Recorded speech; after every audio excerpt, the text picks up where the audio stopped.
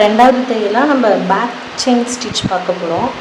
Back chain ஸ்டிச்சுக்கு எப்பயும் போல் ஒரு starting not போட்டுட்டு அகைன் ஒரு லாங் ஸ்டிச் போட்டு லாக் பண்ணுறோம்.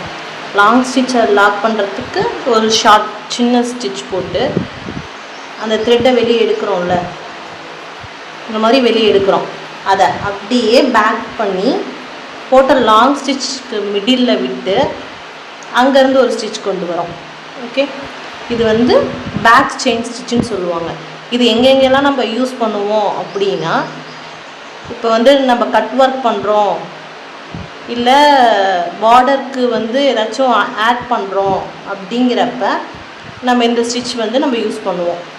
ஓகேங்களா, அதை அப்படியே ஒரு long stitch again start stitch again long ஸ்டிச்சுக்கு மிடில் லாக் பண்ணி ஒரு செயின் ஸ்டிச், இதை அப்படியே ரிப்பீட் பண்ணுறது தான்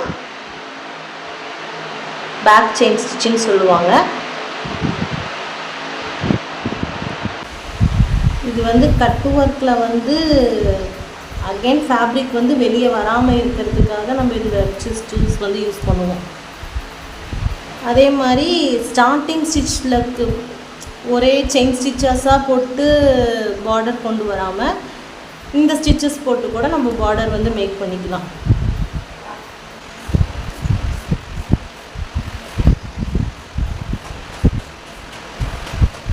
நீங்கள் இப்போ தான் நம்ம வீடியோவை ஃபஸ்ட் டைம் பார்க்குறீங்க அப்படின்னா, ஆரி ஒர்க்கோட ஃபஸ்ட்டு மெயின் ஸ்டிச்சான செயின் ஸ்டிச்சோட வீடியோ வந்து டிஸ்கிரிப்ஷனில் கொடுக்குறேன், செக் அவுட் பண்ணுங்கள்.